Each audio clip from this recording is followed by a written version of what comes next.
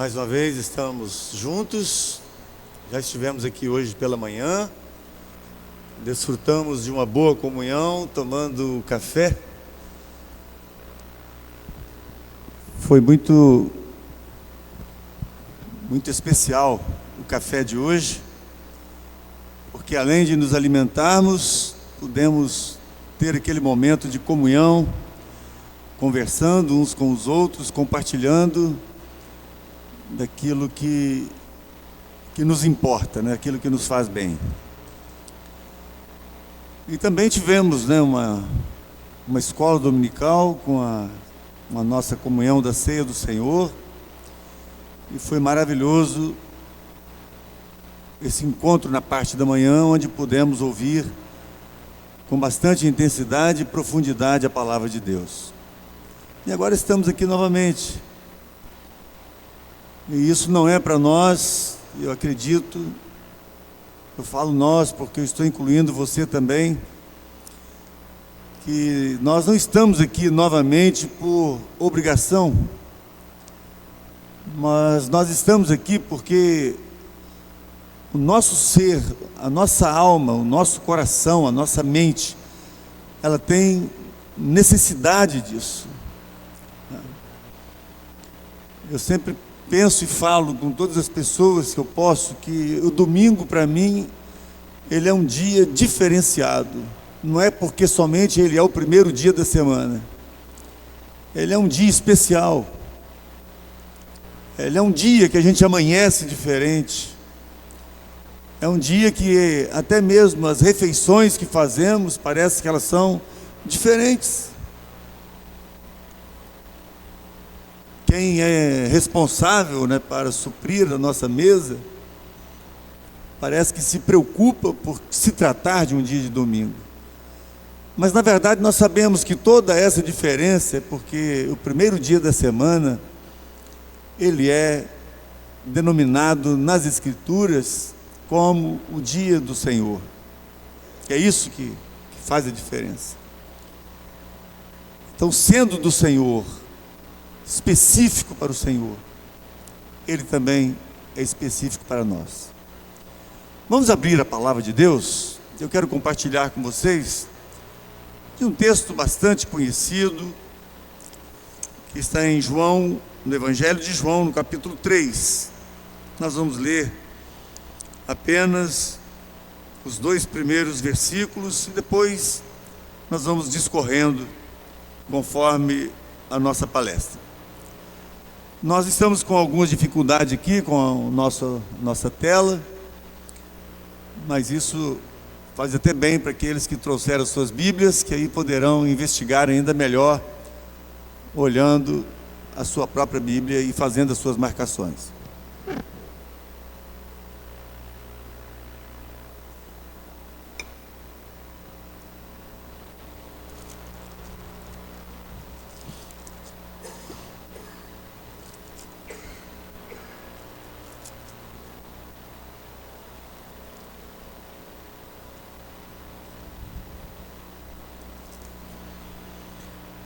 E havia entre os fariseus um homem chamado Nicodemos, príncipe dos judeus. Este foi ter de noite com Jesus e disse-lhes: Rabi, bem sabemos que és mestre vindo de Deus, porque ninguém pode fazer estes sinais que tu fazes, se Deus não for com ele. Muitos foram os encontros que Jesus teve no seu ministério, que durou mais ou menos 3 anos.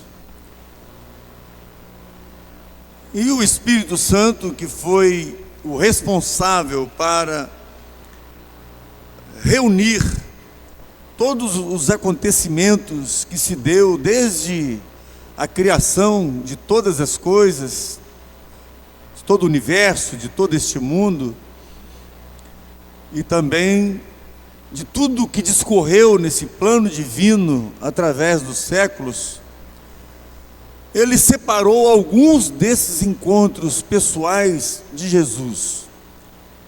Encontros que Jesus teve com algumas pessoas de forma individual. E é claro que eu tenho uma plena convicção de que esses registros que foram feitos na palavra de Deus não é por acaso. Isso nos traz um grande ensino, mostrando de que nada acontecerá na nossa vida, nenhuma mudança acontecerá em nós, nenhuma transformação acontecerá em nós. Nós vamos continuar da mesma forma se nós não tivermos um encontro pessoal com o Senhor Jesus Cristo.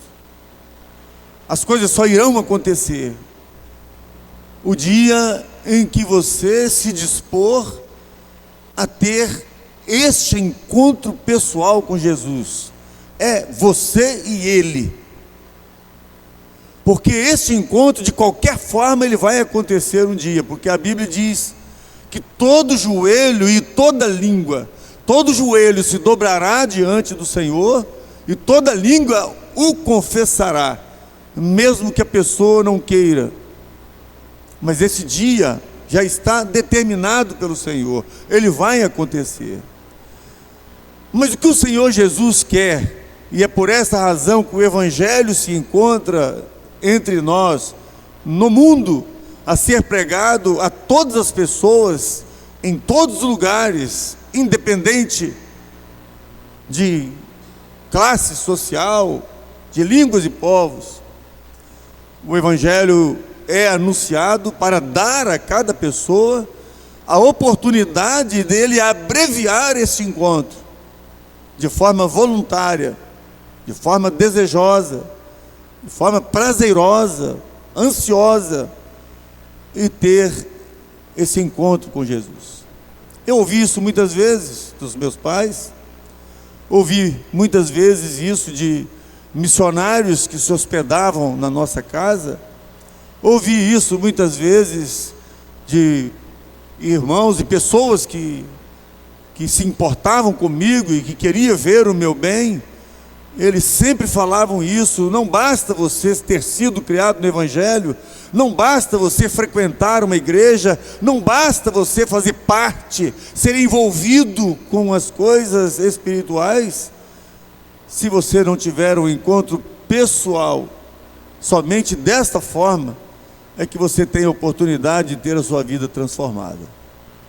E é nesse sentido que eu vejo que esses encontros que Jesus teve, graças a Deus que nós temos a maior parte desses encontros de pessoas que saíram da presença dele totalmente com as suas vidas modificadas positivamente, e nunca mais as suas vidas foram as mesmas. Porque a partir do momento que você tem esse encontro e que o Senhor Jesus Cristo tem acesso ao seu coração, ao seu interior, as coisas mudam de fato, fazendo com que a partir de então você vai ter uma nova vida, um novo caminho, novos pensamentos, um novo vocabulário, novos amigos e mais interesse pelos céus. Você vai continuar vivendo a sua vida secular, a sua vida terrena, mas com os seus olhos voltados para o céu, porque é no céu, é lá que está toda a fonte de sustentação, não somente temporária, mas de uma sustentação eterna. É disso que nós precisamos. E desses encontros, você lembra muito bem, Jesus teve um encontro pessoal com Zaqueu. Jesus se interessou por esse encontro, porque viu em Zaqueu um interesse muito grande, desafiando a tudo e a todos, e até mesmo a sua própria estrutura, e a sua própria condição social, porque a Bíblia diz que ele era um publicano, ou seja, ele era um judeu que trabalhava voluntariamente por interesses financeiros para o Império Romano, traindo o seu próprio povo. E eles eram totalmente discriminados pelos judeus por causa dessa profissão, porque eles enriqueciam muito fácil e rapidamente, porque certamente tinham grandes possibilidades de se envolver com a corrupção. Mas um dia, ele rompendo tudo isso, subindo a uma árvore por causa da sua estatura, e muita gente que aglomerava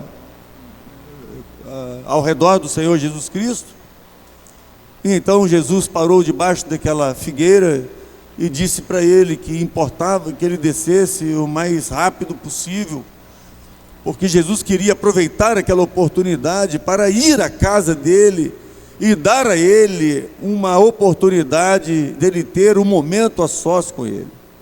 Queridos, nessa parte aqui eu paro para poder trazer você junto comigo. Você precisa fazer isso.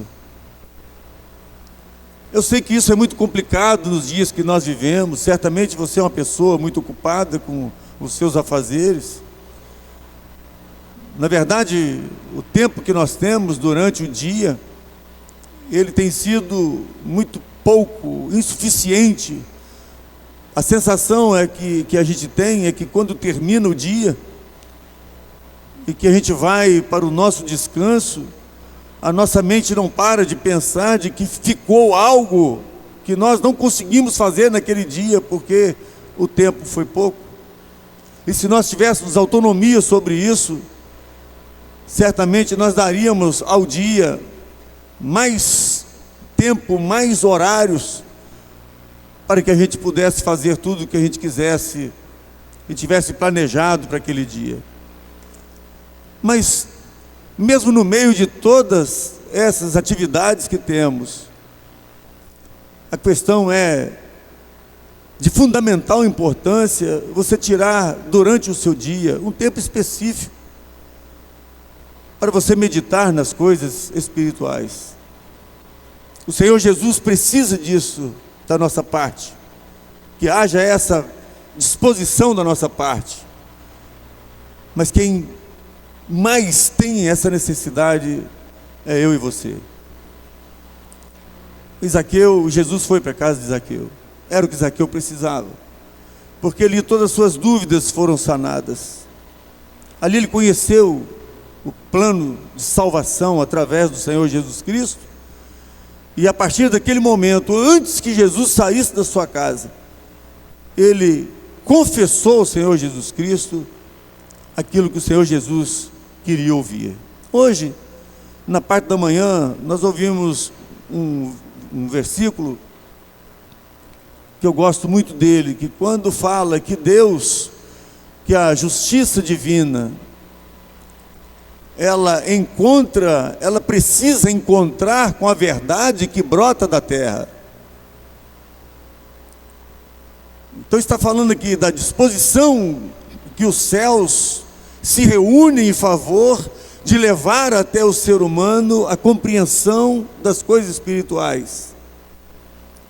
Então a justiça divina, ela cobra urgentemente de nós seres pecadores um reconhecimento de que com esta situação em que o homem vive como pecador, para que ela seja resolvida e satisfazer a justiça divina, então neste reconhecimento da nossa parte, a justiça divina vem em favor do homem.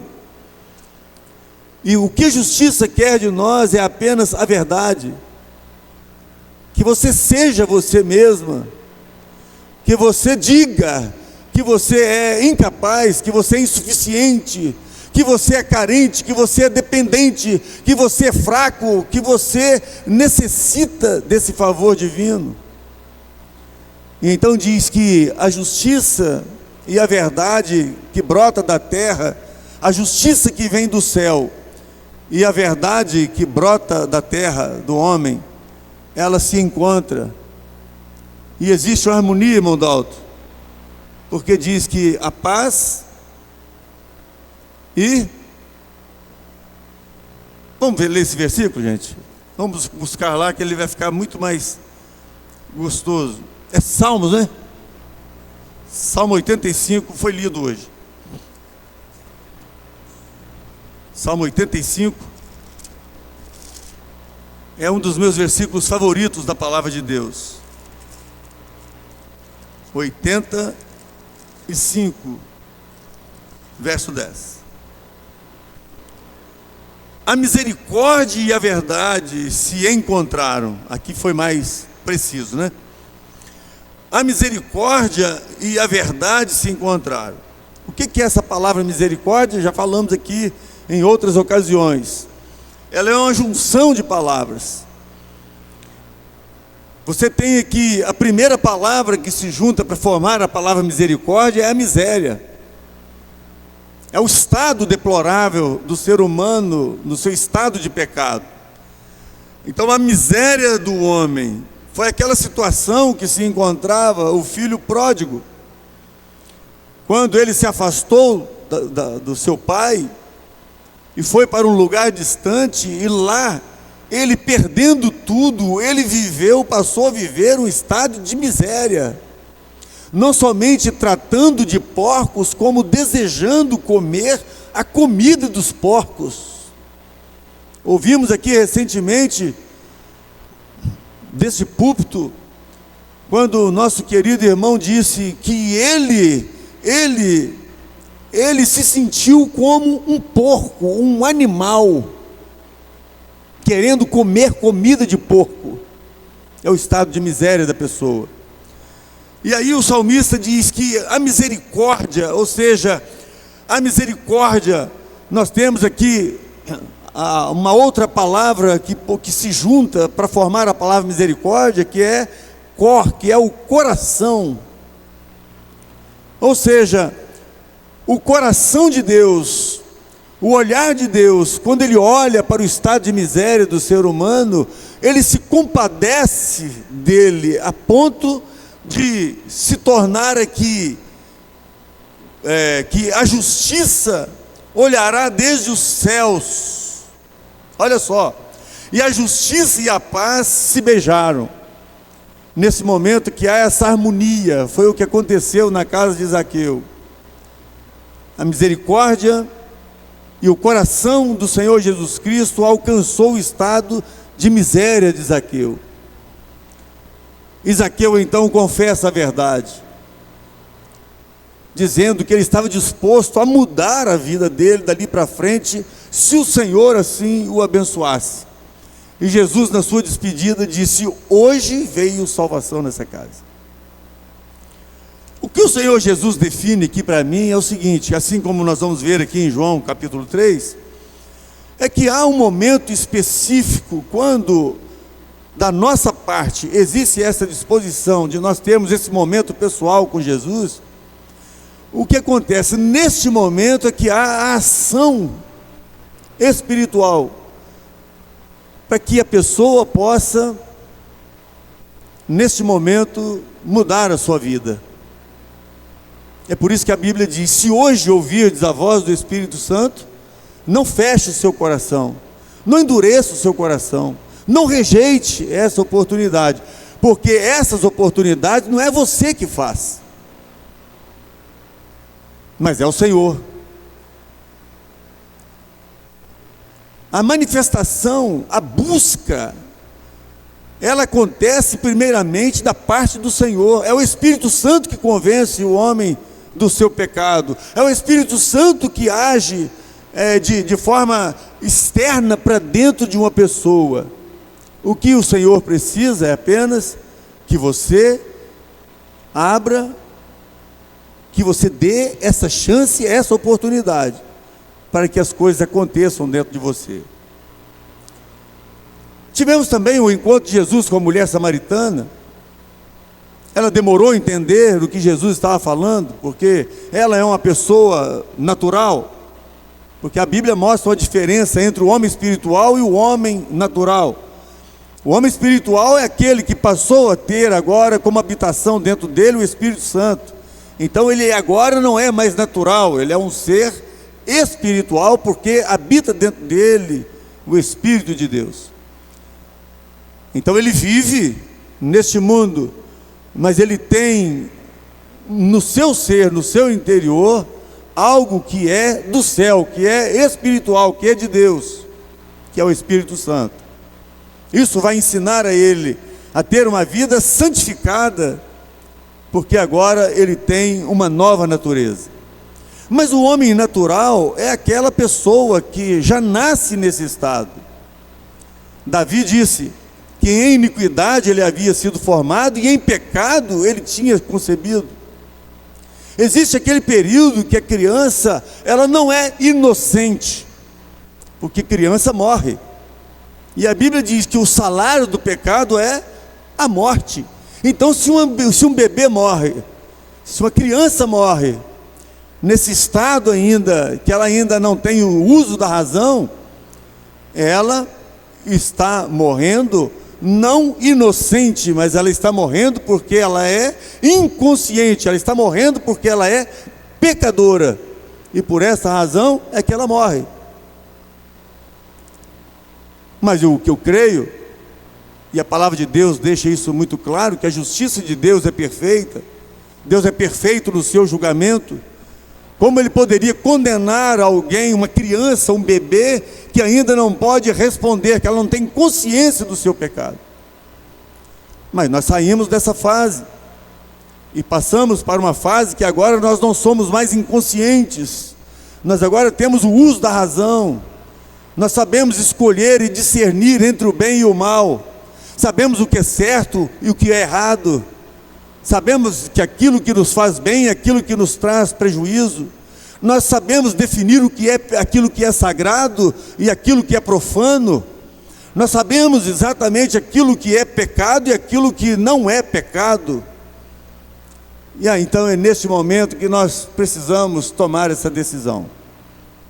Precisamos sair deste impasse, porque no estado natural, conforme nós nascemos, e ainda pecadores, e querendo continuar vivendo no pecado, sem ser alcançado pela justiça divina, nós estamos irremediavelmente condenados por toda a eternidade. Não podemos morrer nesse estado natural.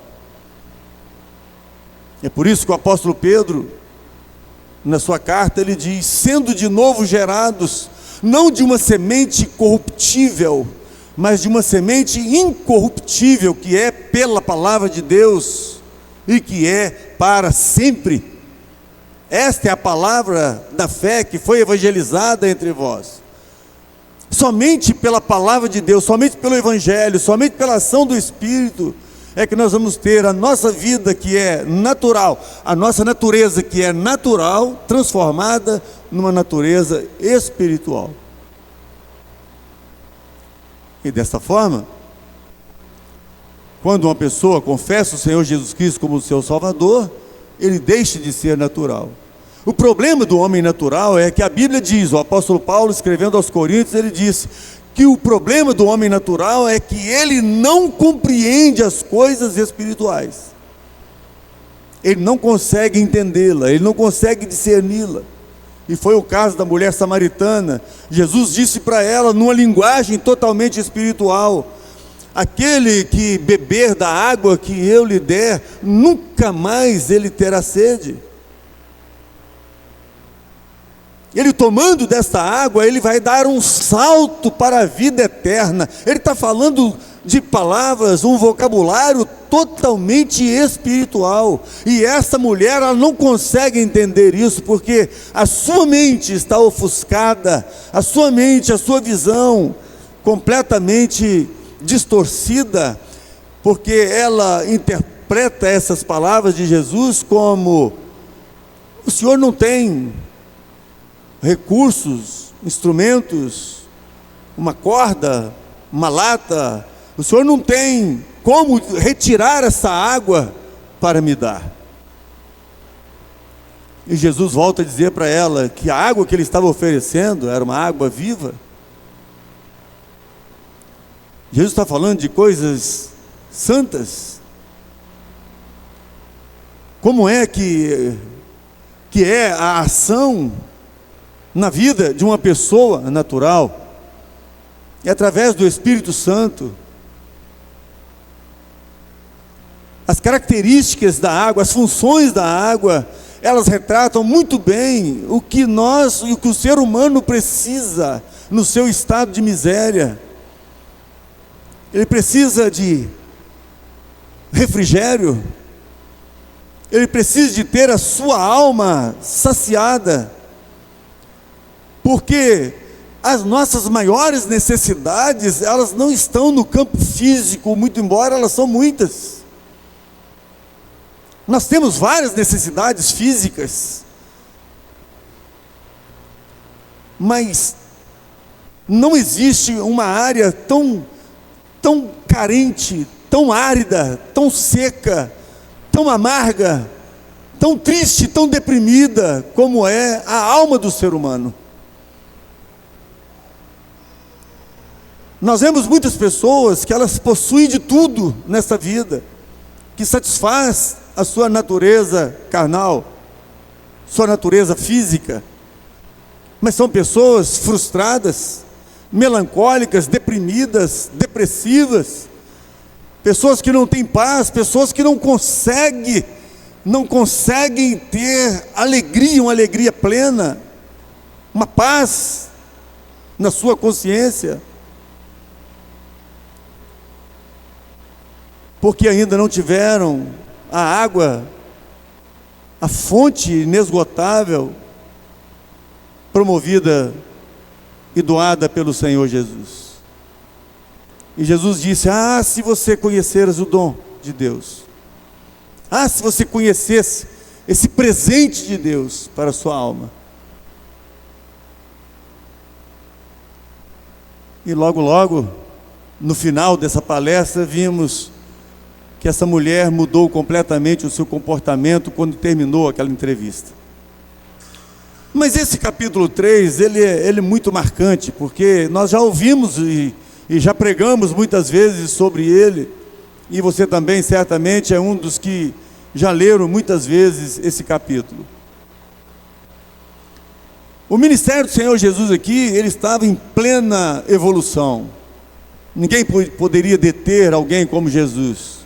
Sua inteligência, sua sabedoria, seu poder, sua soberania, a sua atuação, a sua abordagem, a forma como ele se comunicava, as suas palavras.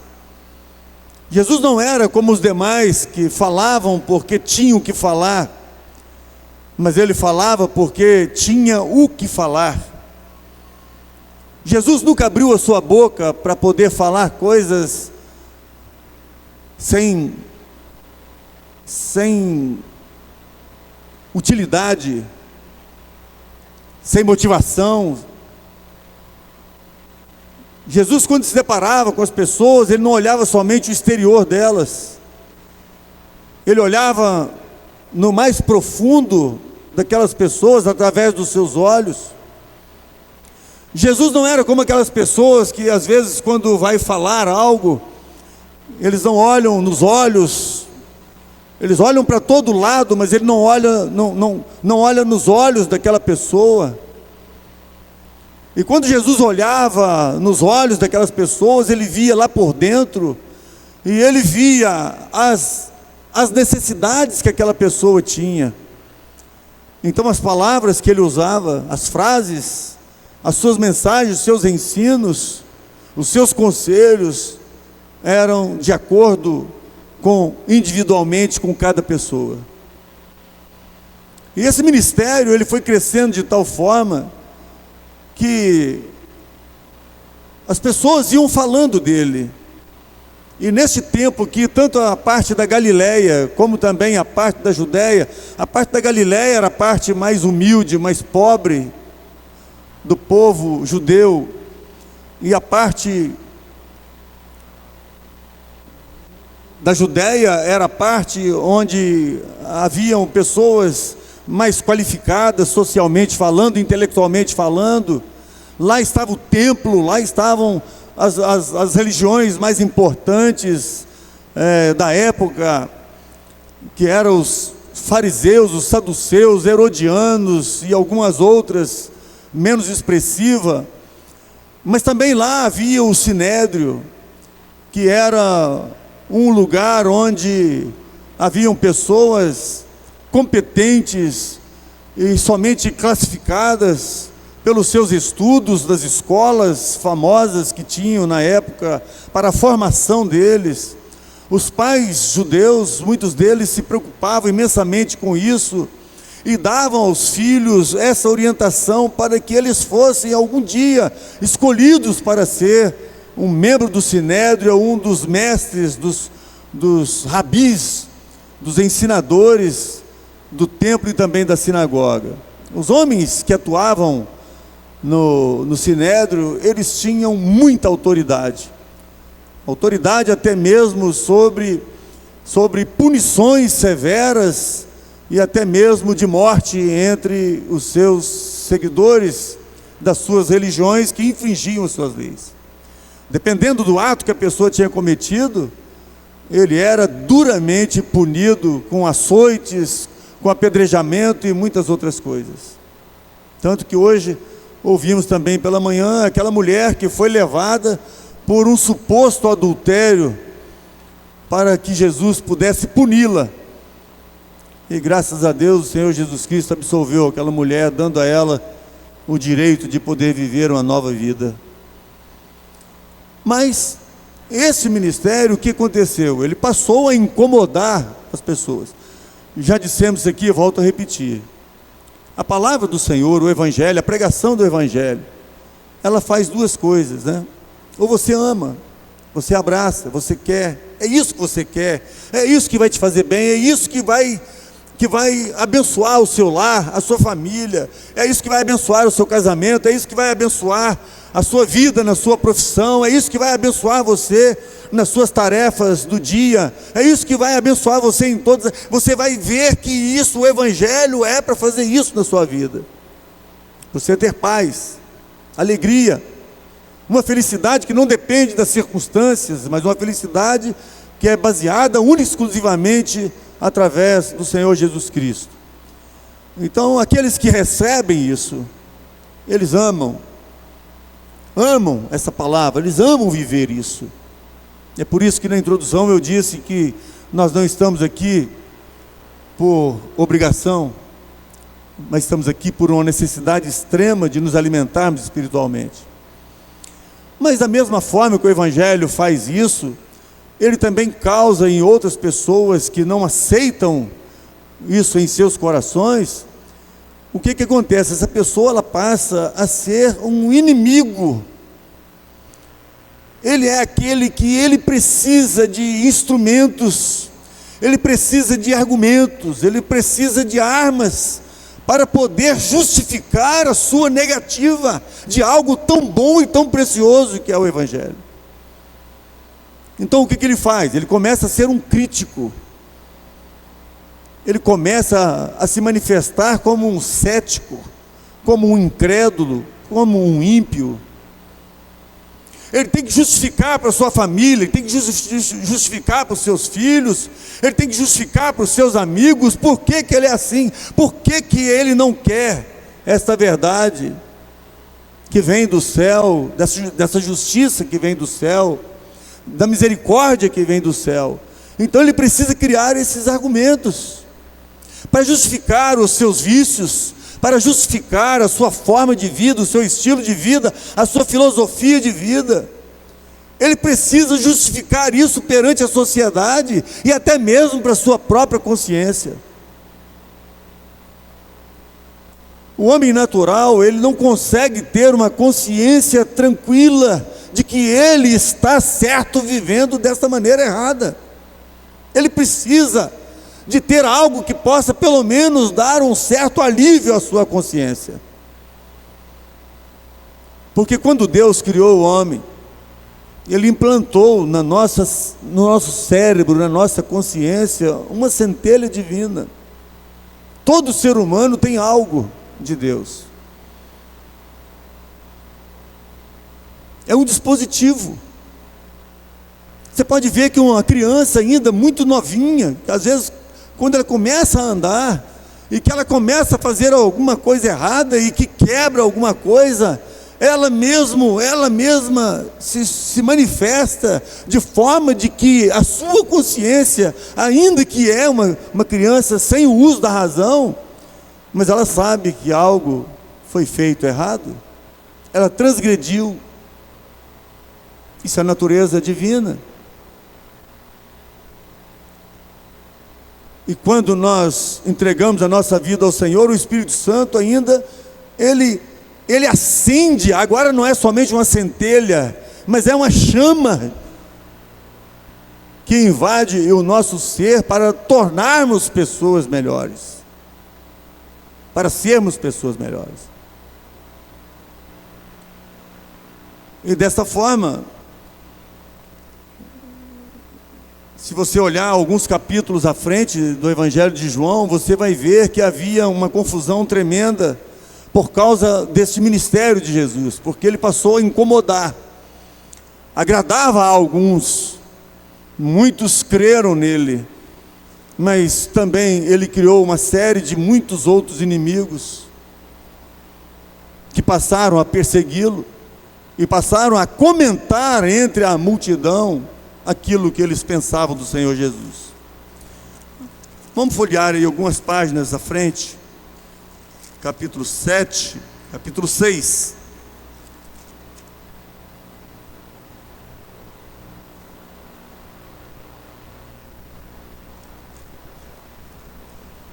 Verso 66. Desde então, muitos dos seus discípulos tornaram para trás e já não andavam mais com ele. Então disse Jesus aos 12: quereis vós também retirar-vos?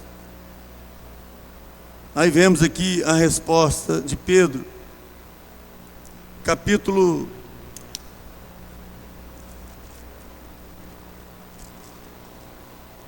7,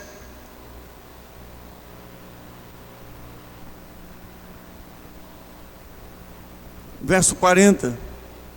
Então muitos da multidão, ouvindo essa palavra, diziam: verdadeiramente este é o profeta. Outros diziam: este é o Cristo. Mas diziam outros: vem, pois, o Cristo da Galileia? Não diz a Escritura que o Cristo vem da descendência de Davi e de Belém, da aldeia de onde era Davi? Assim, entre o povo havia dissensão por causa dele. E alguns deles queriam prendê-lo, mas ninguém lançou mão dele.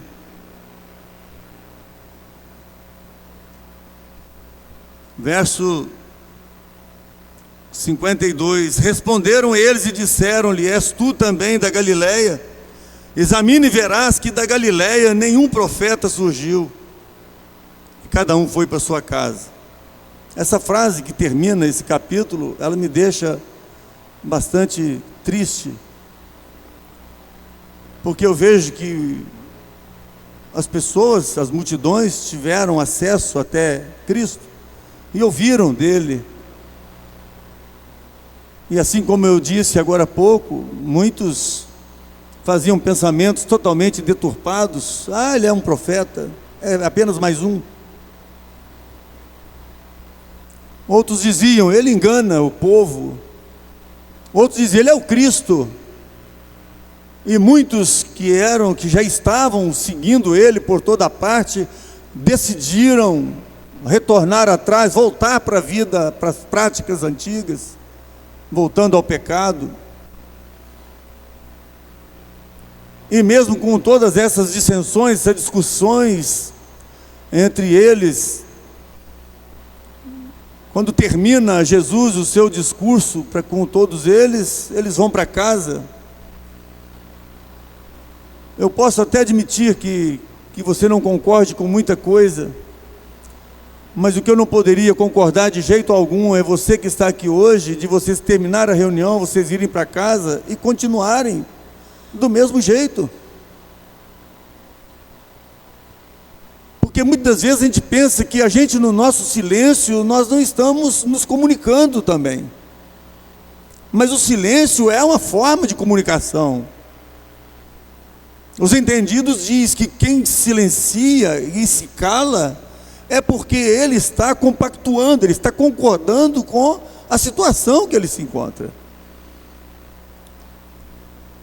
O único proveito que eu vejo na dúvida é quando a dúvida te impulsiona a você sair do seu estado de incerteza. Permanecer na dúvida é muito perigoso, porque você não sabe de que lado você está. Isso te leva a consequências dramáticas. Enquanto havia essa discussão toda, tinha alguém no Sinédrio, um homem que o apóstolo João, ao escrever aqui, ele diz que é verdade.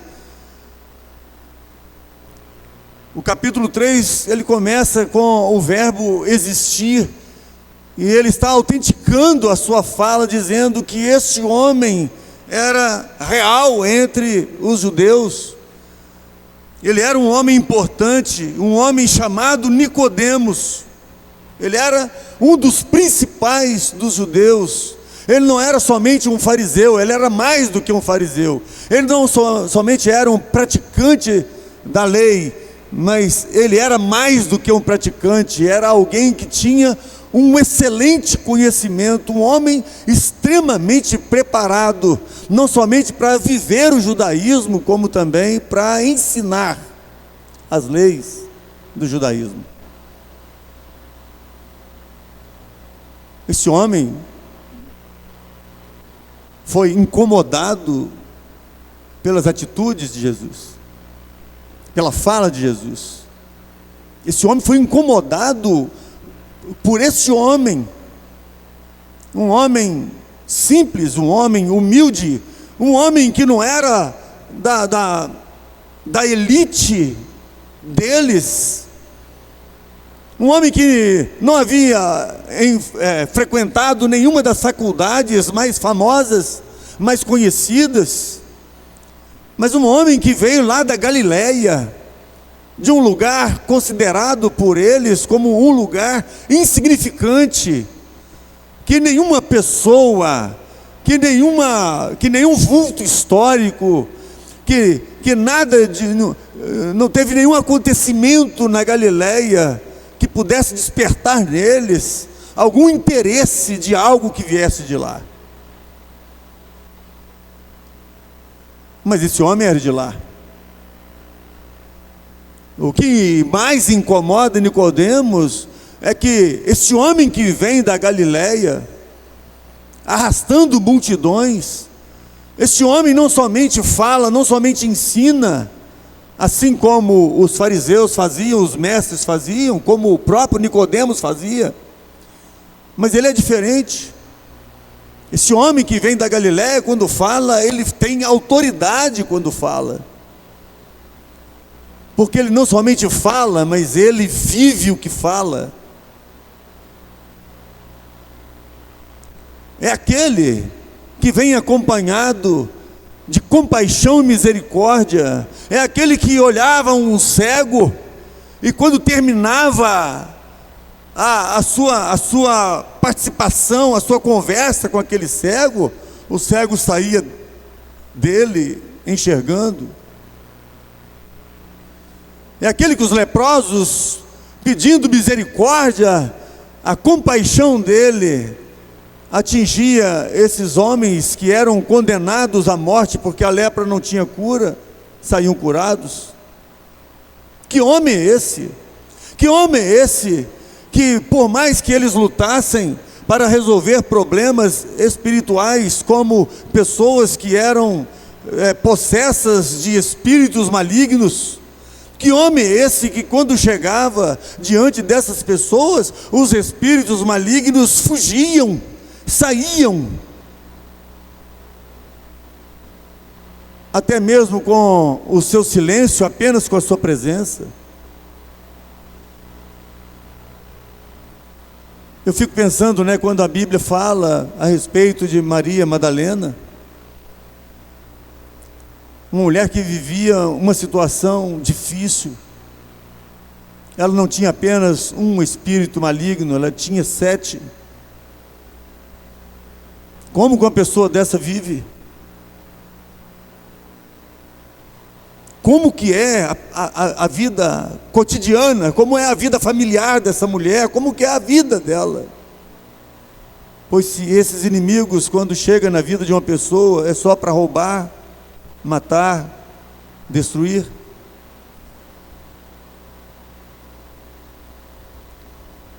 E Jesus encontrou com essa mulher, e eu posso imaginar quantas e quantas vezes chamaram os membros do Sinédrio, os rabis, os ensinadores, para ir lá ajudar essa mulher, resolver o problema dessa mulher. E ninguém conseguia fazer isso. E esse homem da Galileia está fazendo isso. Nicodemos está movido por essa presença de Jesus naquela região. E ele precisa resolver isso. Mas como fazer isso?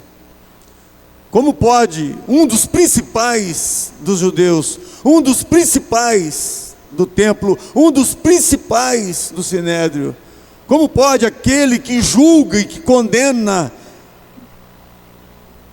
como pode agora ele ir lá conversar com esse homem? Que desafio, não é? Então ele toma uma decisão de que ele não poderia mais prolongar essa situação. Como pode alguém como ele não conseguir fazer absolutamente nada do que aquele homem de Galileia fazia? Mesmo ele já sendo uma pessoa idosa, mesmo com o tempo, com o currículo que ele tinha de mestre, ele vivia toda a sua religiosidade, mas sem nenhum fruto, sem nenhuma mudança na vida das pessoas que o ouviam. E ele decidiu, certamente enviou algum dos seus comandados para poder marcar um encontro com o Senhor Jesus. Essa parte, queridos, eu gosto muito, porque Jesus, ele nunca negou qualquer que fosse o pedido que alguém fizesse para ele. E Nicodemos pediu para que Jesus marcasse um encontro à noite. Provavelmente porque ele não queria ser visto com aquele homem. Afinal de contas, o que vão dizer? O que os meus colegas vão dizer? O que os meus amigos vão dizer? E qual seria talvez ali até mesmo uma punição por ele estar procurando dar atenção a um homem que estava trazendo tanto transtorno para eles do Sinédrio e do templo. Então ele marcou a noite. Mas eu queria também te dar uma oportunidade de pensar num outro aspecto que poderia ter acontecido. Por que ele pediu para ser de noite? Porque ele queria estar a sós com o Senhor. E durante o dia era muito difícil você ter Jesus sem uma grande multidão ao redor dele. E ele queria um tempo exclusivo, porque ele queria conhecer pessoalmente aquele homem. E este encontro aconteceu. O que me encanta aqui, que o escritor sagrado diz que ele foi ter de noite com Jesus, e ele abordou Jesus, chamando o Senhor Jesus de mestre. Nenhum judeu fazia isso, nenhum fariseu fazia isso. Chamar alguém, dar um título a uma pessoa que ele não tivesse conquistado esse título pelos meios competentes que eram os diplomas que vinham das faculdades, principalmente da escola farisaica. E ele já chega chamando o Senhor Jesus de mestre. E ele então faz a sua confissão. Bem sabemos, ou seja, não era somente mais ele, mas já havia também um outro grupo na mesma condição dele. Bem sabemos que és mestre vindo de Deus, porque ninguém pode fazer esses sinais que tu fazes, se Deus não for com ele. Queridos, que declaração é essa, né? Ele chama Jesus de mestre, diz que o diploma, que a competência doutrinária de Jesus, ela só podia vir dos céus, de Deus. Bem sabemos que és mestre vindo de Deus.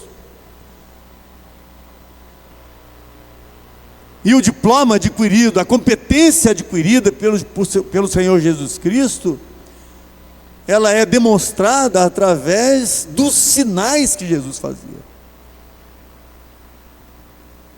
Queridos, o próprio apóstolo João encerra o evangelho dizendo o seguinte: que se fosse escrever todos os sinais e maravilhas que Jesus fez, o mundo inteiro não conteria os livros que teriam esses registros.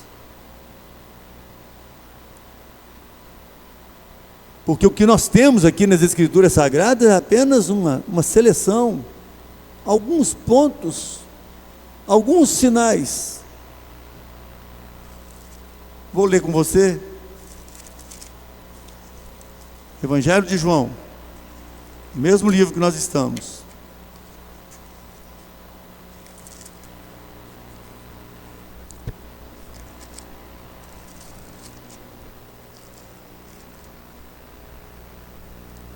Capítulo 20, verso 30.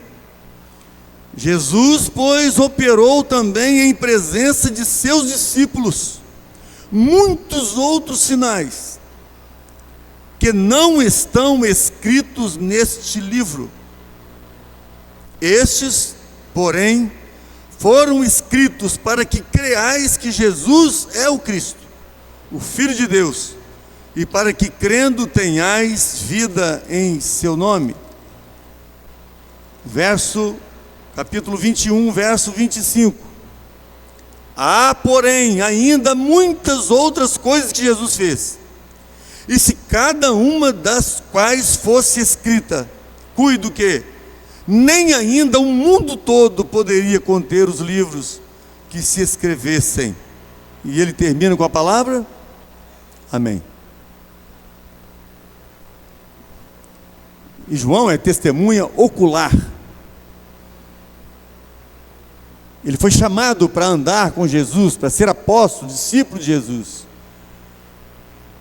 Ele acompanhou todos os detalhes. E no primeiro milagre, o primeiro sinal que Jesus fez, foi no capítulo 2. E ele estava lá, João estava lá. Quando Jesus pediu aos serventes, naquelas bodas de Caná, naquela festa de casamento, para que as talhas fossem enchidas de água. E Jesus transformou a água em vinho. Foi o primeiro milagre, o primeiro sinal que Jesus operou, a primeira maravilha que Jesus operou. Capítulo 2, verso 11. Jesus principiou assim os seus sinais em Caná da Galileia e manifestou a sua glória, e os seus discípulos creram nele. O primeiro milagre mostra que todos os milagres que Jesus fazia, não somente a pessoa ficava curada, mas a glória do Senhor enchia aquele ambiente, de tal forma que as pessoas que estavam ao redor e que saíssem dali anunciando para todos os outros que não estavam, testemunhando do poder de Jesus.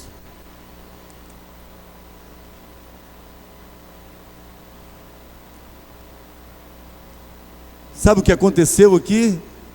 Depois desse diálogo que Jesus teve com Nicodemos, ele termina exatamente assim, o capítulo 3,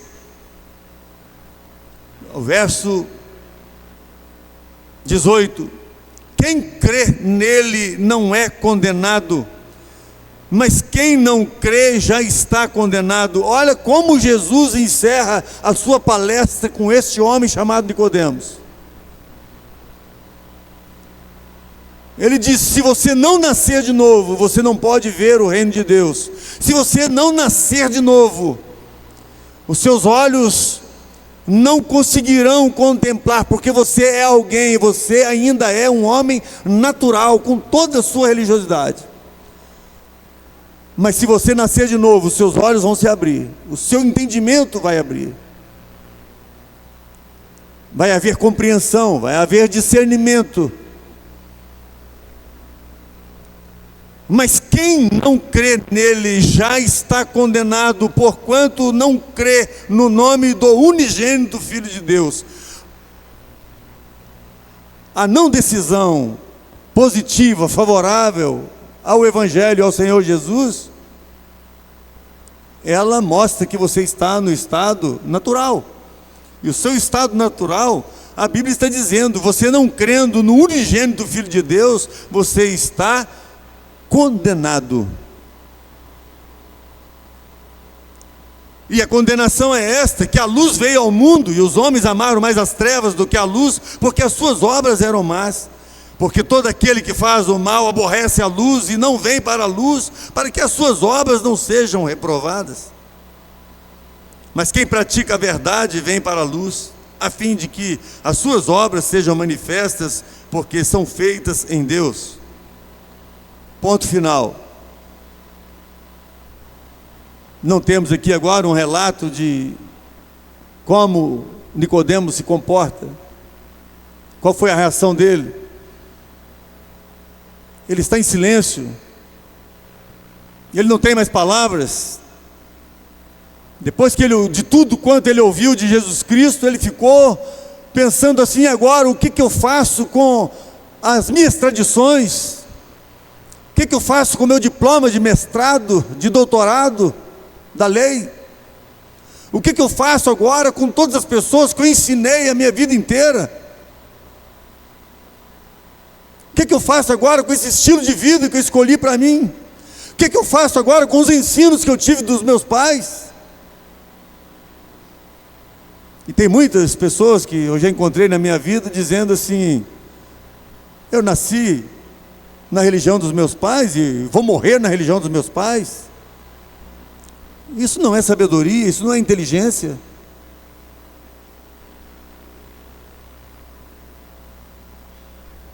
A verdade não está baseada naquilo que os seus pais te ensinaram, mas naquilo que a palavra de Deus te ensina. Se os seus pais te ensinaram aquilo que está nas Escrituras, ela pode ser seguida, mas se não está em conformidade com a verdade, porque esse é o problema que assola a humanidade, são as tradições que são passadas de geração para geração. Não há investigação, não há busca pelo conhecimento. Nicodemos está aqui, é por isso que o apóstolo João, ele termina dizendo: mas quem pratica a verdade vem para a luz. Jesus está dizendo isso para Nicodemos pessoalmente.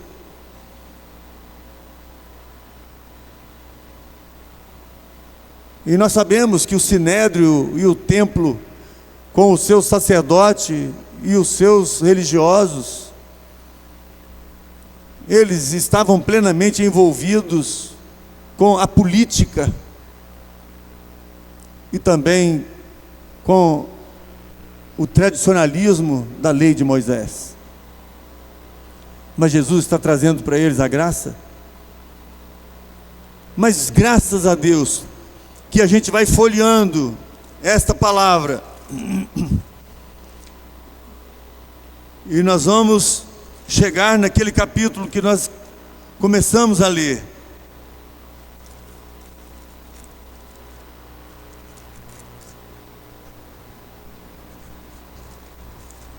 Capítulo 8, capítulo 7.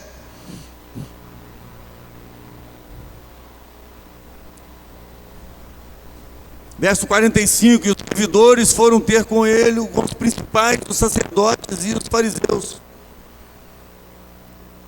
E eles lhes perguntaram, por que o não trouxeste?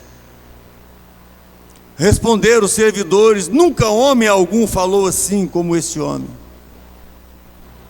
Responderam-lhe, pois, os fariseus, também vós fostes enganados? Creu nele, porventura, algum dos principais ou dos fariseus? Mas esta multidão que não sabe a lei é maldita. Verso 50, grifa aí na sua Bíblia. O apóstolo João fez questão de repetir o nome dele. Quem é? Nicodemos, que era um deles, ou seja, dos principais, aquele que fora ter de noite com Jesus. Disse-lhes, porventura condena a nossa lei um homem sem primeiro o ouvir e ter conhecimento do que faz? Que declaração extraordinária, né? Lá ele ficou em silêncio com Jesus, mas agora ele está no meio dos principais, dos seus colegas, que já haviam mandado prender Jesus, e os servidores, os soldados, retornaram dizendo, nós não podemos prender esse homem, porque nunca ouvimos alguém falar com tanta autoridade como ele. E Nicodemos tomou a palavra. Porventura, a nossa lei condena um homem sem primeiro o ouvir e ter conhecimento do que ele faz? Vocês notam que depois que ele termina a sua entrevista com Jesus, ele sai da presença de Jesus e volta para a sua vida normal.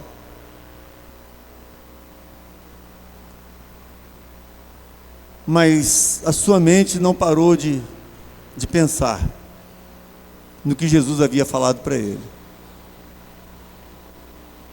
Ele está dizendo para os seus colegas, se eles tivessem a mesma decisão de marcar um encontro com Jesus, ouvir Jesus, conversar com Jesus, palestrar com Jesus, por um momento, e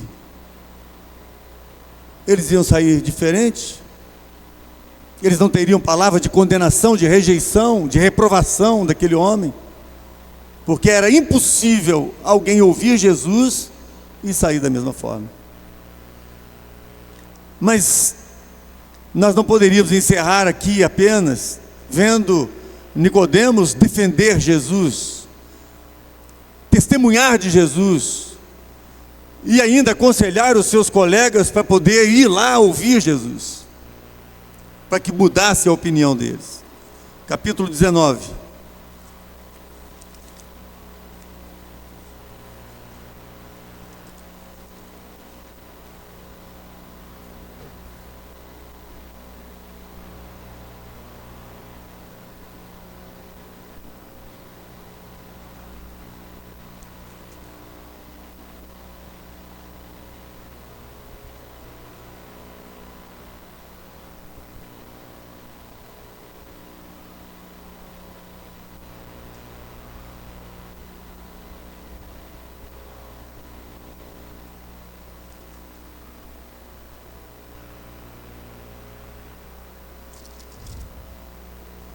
Verso 38.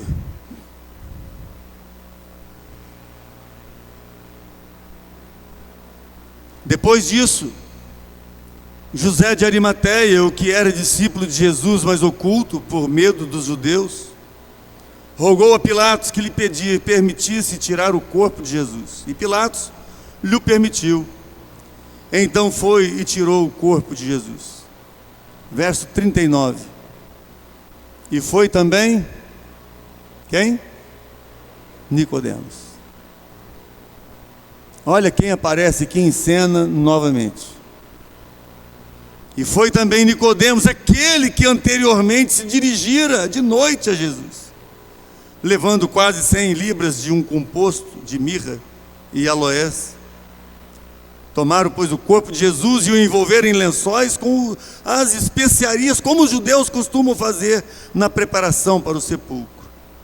E havia um horto naquele lugar onde fora crucificado, e no horto um sepulcro novo, em que ainda ninguém havia sido posto. E ali, pois, por causa da preparação dos judeus e por estar perto daquele sepulcro, puseram a Jesus. Nunca mais a Bíblia fala de Nicodemos. Aqui encerrou a sua participação e o relato que foi feito sobre a sua vida. Um homem de vida natural, vida secular, extremamente religioso, mas perdido.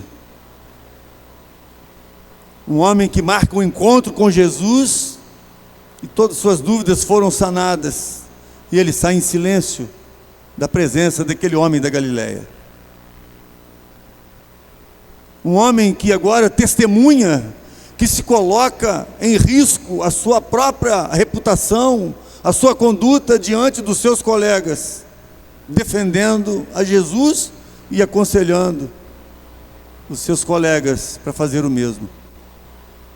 Um homem que agora ele se depara com o corpo de Jesus apenas, Jesus já morto, crucificado, na cruz. Ele e o seu colega do Sinédrio, chamado José, que morava na cidade de Arimateia. Os dois, levando todas as especiarias e todos os cuidados, com os lençóis e o lenço, para poder perfumar, para poder dar a Jesus um sepultamento digno de um rei. Lá está Nicodemos, disposto. Agora não mais ser um discípulo de Jesus oculto, não ser apenas um seguidor de Jesus às escondidas, às margens, alguém que apenas aplaude, que assiste, que contempla, que acha tudo bonito, mas é alguém que se compromete inteiramente com o Senhor. Queridos, que experiência extraordinária. Eu amo esse texto, eu amo Nicodemos, porque o que Jesus fez na vida dele, Ele fez na minha vida também, e já fez na vida de muitas pessoas aqui, e é o que Ele quer fazer também na sua vida. Ele quer que você saia daqui hoje diferente. Alguém que vai ter um comportamento completamente contrário daquilo que você sempre viveu.